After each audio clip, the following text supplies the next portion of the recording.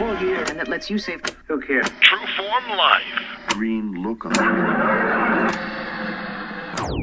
Welcome to another edition of Exploring Mind and Body. As always, I'm your host, True Form's Drew Taddia, fitness expert. How can you follow along to what we're up to? We have a True Form Facebook page. Go ahead and like us there. You can follow me and find me at Drew Taddia at Twitter. Be sure to check out trueformlife.com. And we also have a relatively newer website where you can find our Complete Truth protein powder and recipe book at completetruthprotein.co. What do we have in store for you today? Today we're talking about machines versus body weight in the gym, and we're talking about expanding your scope of success. All that and so much more coming up on... This is Exploring Mind and Body with True Form's Drew Taddia, fitness expert on 96.5 CKFM. Success in any field is what people are after. It's the end accomplishment we strive for. How often do you hear someone say, I'm not interested in the end result. I'm doing this for the journey. I work with people that are trying to achieve and or make a change in everyday life. And I'm always looking for small details as to how someone finds success in reaching their end results or goals, if you will. This is continual research, something I don't feel I'll stop looking for anytime soon because this is useful information in all walks of life. As I said at the beginning, everyone is trying to achieve at something. And of course, there's a path to success. If you find a proven path, it can be repeated. Rarely exactly, but if you have the basics and stick to a proven plan, you'll find what you're looking for. You'll see this proven in franchises every time you drive by one. Finances, unfortunately, are one of the first things that keep a person interested in something they're after. I know most people say it's not about the money. They say, I want to do this for me, or money's just paper. It doesn't drive me. 9 times out of 10, I'm going to disagree with each one of these statements. I've proven this time and again when I offer free fitness classes. Very few people show up, if any. Seriously, I know this may be hard to believe, but it's a fact. The same goes for something that's free, repeated. So if I say something like, this class is free, and the next one will be free also. There's no accountability here, which I'll get to in a second. Another method of payment I've proven to be ineffective for both parties is a drop-in fee. Many times people ask me if I take drop-ins. The answer is no. Not because I'm trying to make things as difficult as possible. I do this because it doesn't work. It doesn't work for me because you never know of people who show up. Dropping in once in a while. And it doesn't work for the paying customer because, again, there's no accountability. If someone doesn't feel like going that day, they won't. If they didn't pay and feel unmotivated, they have no reason to go. If they don't sign up in advance, there's no clear commitment to me, their classes, or themselves. And although this may sound like a marketing scheme, it's not the case at all. I run classes because I enjoy them. And because they offer results people are after. If there was no positive aspect besides financial gain on my end, I wouldn't run the classes. And the last point concerning finances, I get the direct answer when I ask a client, class member, or friend how they're able to follow through with what they set out to accomplish. And one of the answers every time is, after I sign up and pay money, I'm in for the duration. Most people hold money pretty high up on the scale, and they should. We work hard for our money, so why wouldn't we want to get our money's worth? And why would we want to get cheated or lose out on what we purchased? The answer is simple. We don't, which is why it's a major contributing factor to the scope of success. So again, fees, or in this case, any kind of money, is a very strong motivator in widening the scope of success. Go ahead and check out any research on money bets. It doesn't matter if someone's wealthy or not. You'll see a large increase in success when as little as $50 is on the line. Accountability is the next major factor. Some people need someone to answer to, and that's all there is to it. There's nothing wrong with this. It's just how people are. Think about it. When we go to school, we have a teacher or principal to be accountable for. When we have a job, which most of us do, we have a boss to be accountable to. This accountability is ingrained in us since preschool. We're taught to listen and respect authority figures. On top of that, we have our parents, who at least when we were kids, we were accountable to. I suppose some grown adults are still accountable to their parents, but that's another subject. So why is this any different when we walk into a new realm or new area of life? Well, it really isn't, which is what I'm trying to get across. This accountability to someone else is very important in reaching or widening our scope of success. If you want to get a better grasp of your finances, you can't stop spending your money, or you're a shopaholic. You can hire someone to take care of your finances. You can hire a life coach, or you can have a banker set up automatic withdrawals, which of course would require less accountability. But nonetheless, if we're talking about money, there's someone to be accountable to also. If we're talking about health and fitness, and we can't stay on track, why not hire someone to do that for you? That's what they're there for. Can't find the motivation to get out of bed? Can't make yourself go to a fitness class or go to the gym? Then hire someone who will meet you there and he will expect you to be there when you book an appointment. Most people show up to their appointments, which is why I always recommend when making time for ourselves to book an hour off in your calendar so you actually show up for yourself and don't blow off that workout. And the last subject we're going to talk about concerning widening your scope of success is progress or results, which go hand in hand with everything we just went over. We spend our hard-earned money on someone to be accountable to for what? Most of us need tangible results. We need clear progress. We need to know our efforts, our sweat, money, and sacrifices are paying off. If you're paying a marketing company to handle your advertising and promotions, you can bet whoever's paying the bill wants to see something in return. Is this any different in the health field? Of course not. If we're paying someone to help us lose weight, we better see the scale drop. And if we're paying someone to help us live a healthier lifestyle, it would be a good idea for us to start feeling better in the morning. There are many positives when talking about living healthier, starting to eat better or exercise. Some of these aren't measurable, and some we don't even notice, like when we have more energy or when we're in a better mood. I'd imagine those around us would know more than we would, but those of us paying and sacrificing still want to know. We still want to see clear results. The scale is rarely a good measure. In fact, more times than not, I recommend not weighing at all. So many factors come into play when weighing. It could be the time of day, the time of month, the type of scale, what we ate, what we're wearing. All these factors change what the scale says. These could change from 1 pound to 5, and we put so much pressure on ourselves to lose that 1 pound. It's just not worth it. I highly recommend taking progress pictures. Most people shy away from these because not only do they not want to see themselves, but they can't bear the thought of someone else seeing them in their worst state. Most times than not, those that refuse to take progress pictures say, I wish I took those pictures when we first started. And the last thing I'd recommend when trying to find a way to measure tangible results is a measuring tape.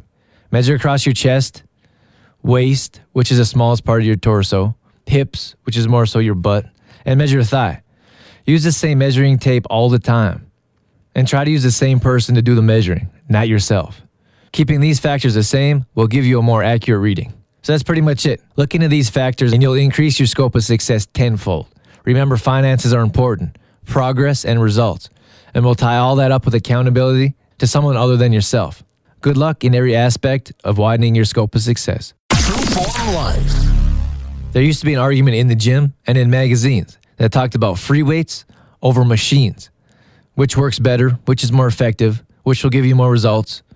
Who likes what? The questions go on. As the fitness world evolved and continues to, there's a new mindset. There's a different approach along with different results.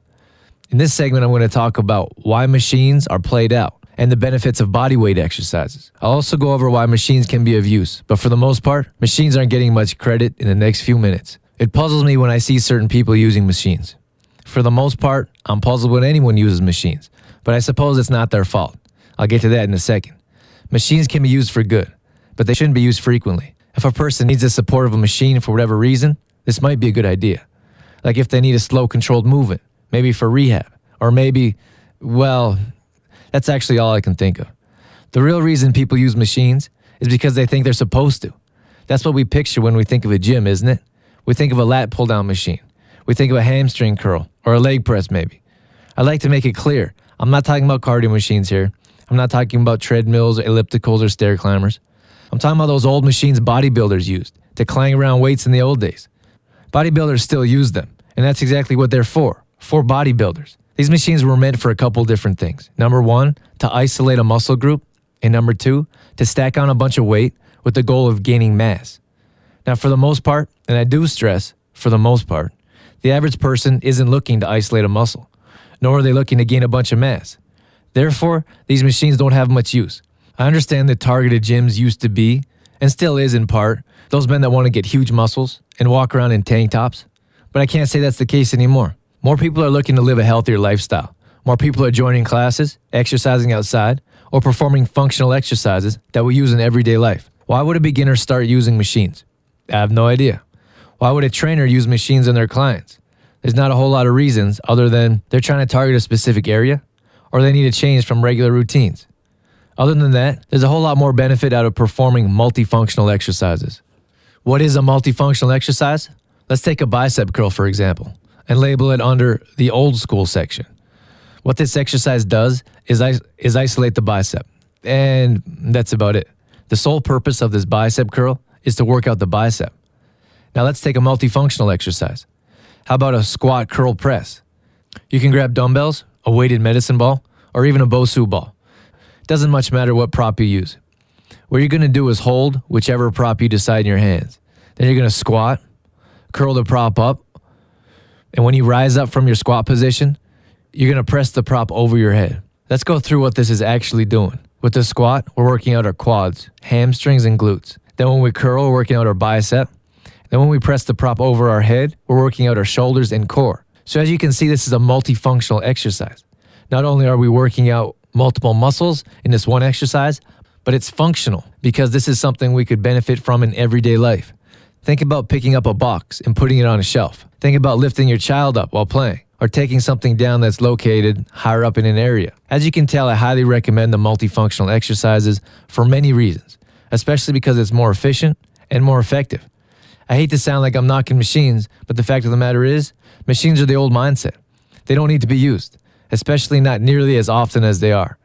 There are plenty of studios nowadays that don't even have machines. The same goes for the exercises used. Unless you want a big chest to impress the ladies, when is a bench press going to come in handy in your life?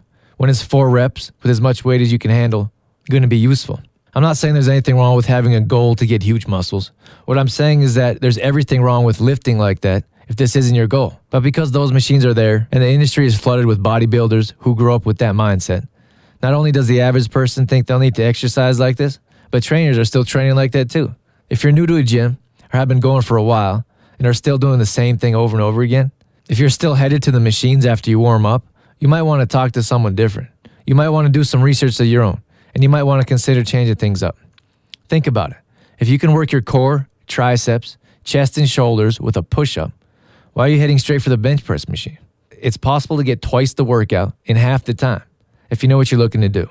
We don't need to sit in the gym for hours anymore. We don't need to book a couple hours off or bring a suitcase like we're moving in. All we need to do is a little research. We have to be willing to change our mindset and switch up that old routine. Once you figure out it's body weight over machines, it's going to open up a whole new world for you. Exploring mind and body with True Form's Drew Taddia would not be possible without the help from the following sponsors: Lens Chiropractic, AG Foods in Didsbury, CLC Fitness Center, Health Street in the Cornerstone Shopping Center Olds, and Shoppers Drug Mart, working together to help build a healthier tomorrow. For more information on True Form Life, Drew Taddia, or how to become a sponsor of Exploring Mind and Body, visit trueformlife.com. In a previous show, we talked about slow digesting carbs or complex carbs and the benefits of them, in which I said in the next show, we'll talk about quick digesting carbs. So let's say a few words about that. First of all, so we're all on the same page, there are 2 different types of carbohydrates. One is called complex, which is slow digesting, and the other one, in which we'll talk about today, is called simple carbs or quick digesting carbs. It's important to know carbs are extremely important when it comes to energy levels, weight loss, performance in the gym, or on the field. No more important than some of the other nutrients we consume like protein or the building blocks of the muscles we build, but we'll get into that at another time. Depending on who you talk to, it's a very in-depth process of how carbs are broken down and utilized by our bodies. Maybe we can get a nutritionist to talk on the show one day, but as for now, I personally think simply and efficiently. So that's how I'm going to explain this topic. As simple as possible, quick carbs get to our muscles at a faster rate. If there's fiber at all, it's usually very little, which means the fiber is not slowing the digestion processing rate. This is exactly what we want right after a workout, which is the ideal time to consume these types of food. I'll explain these shortly. Now, what we've done to our bodies during a workout is break down our muscles. We've made them weaker, we've made them sore. We've caused lactic acid to build up, and for the most part, our body's in a whole lot of pain. Here's the cool part. Our bodies are amazing specimens, which is truly why I believe we should treat them with more respect than we do, but that's another subject. It's time for our body's defense mechanisms to cut in. What we've done is made our bodies weaker, and with any injury, cut, or sickness, our body's going to try to heal itself.